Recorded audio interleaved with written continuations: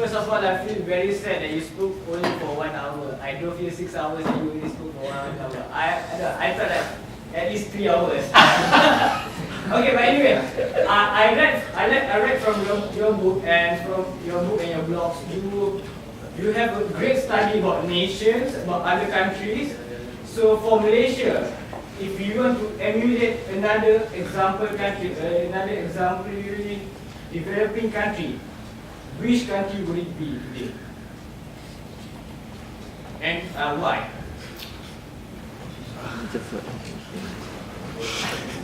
You obviously didn't read my book. In my book, I give 3 examples. 2 positive examples, 1 negative example. The 2 positive examples, I'm always a believer in negative examples too, to show not only how to do things, but also how not to do things. The 2 positive examples are Ireland, not Northern Ireland, but Ireland and South Korea. That's the 2 positive examples. The negative example I use is Argentina.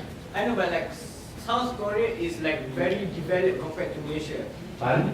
South Korea is very much developed already. They are very far advanced than us.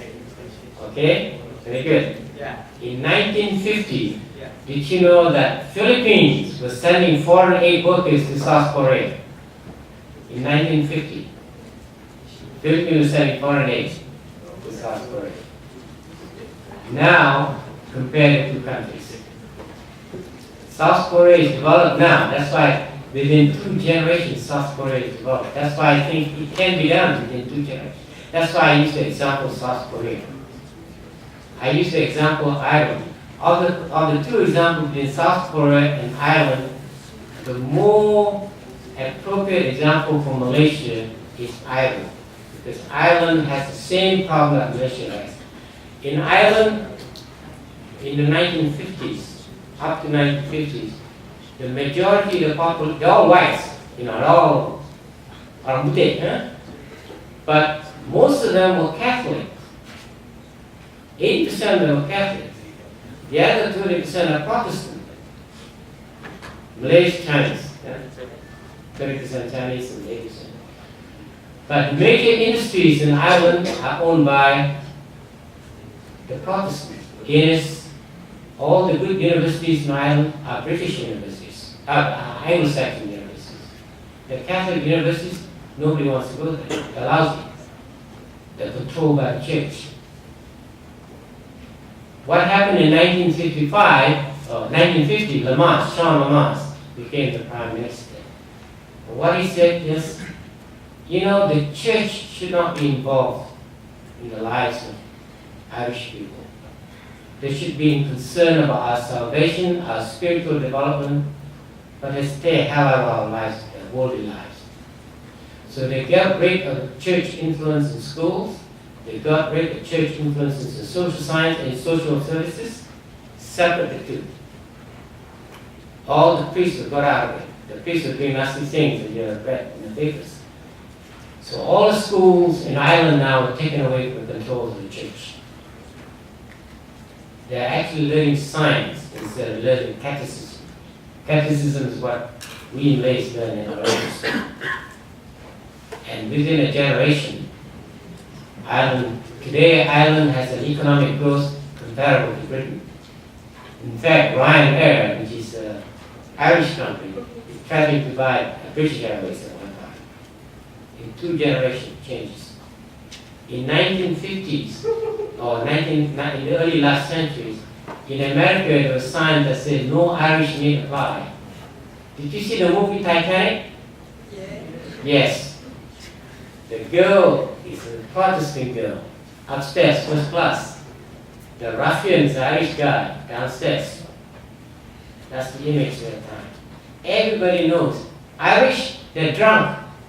They beat on their wives. They marry, divorce, and they don't divorce. They just marry, have kids, and live with them. That's the caricature of the Irish side. Today, Ireland is one of the most developed countries.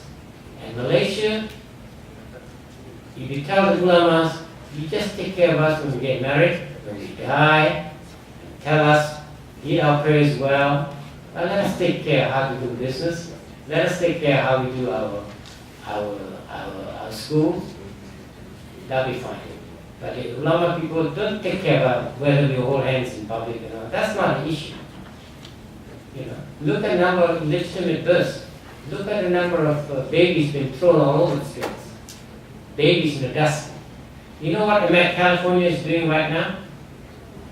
Every sign, in my hospital there's a sign there. You can leave your baby there, no questions asked. So if a mother have an unwed mother, give birth to the baby at home, and they don't want to take care of her, just leave the baby there. We'll take care of it. We'll find a foster home for it. What do we do in Malaysia? A woman that recently, a young lady mother, brought a baby to the hospital. Judge caught her and prosecuted her. She made a mistake by having a baby, but there's no point putting another mistake, put her into jail. That woman needs help. That baby needs to be saved. And that's the mind shift we need to check with our ulamas. So why is that in America? Yes, we're not condoning mothers having babies. But once you made a mistake, we believe that you should never make the mistake bigger. But let's not help you solve the mistake that you won't do it again. But we don't condemn you. We all make mistakes. So you don't have. But in Malaysia, I see so many stories, merangkap sana, merangkap sini. That's not our biggest problem. Marangkap is all over, drug addicts are all over. I had recently a conversation with a friend of mine who's sick in the hospital. And the wife told me, when I was a doctor, and the wife told me, no, I'm very worried about my husband. Who's going to pray for him when he dies? And that was the worry of the wife.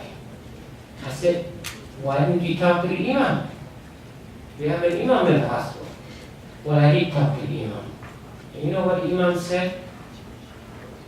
Now that your husband is dying, you come and see me. When he was well, you never come and see the mosque. You never see us.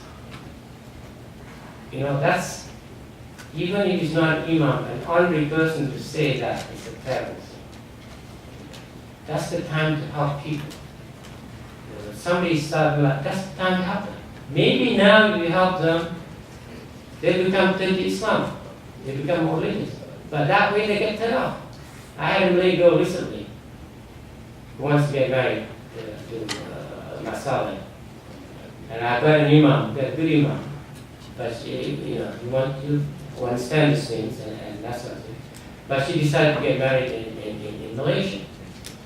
And husband got a lecture from the imam. And they didn't get married, they came back here. You know, I mean, that's what kind of image you have. This is an American wanting to become a Muslim.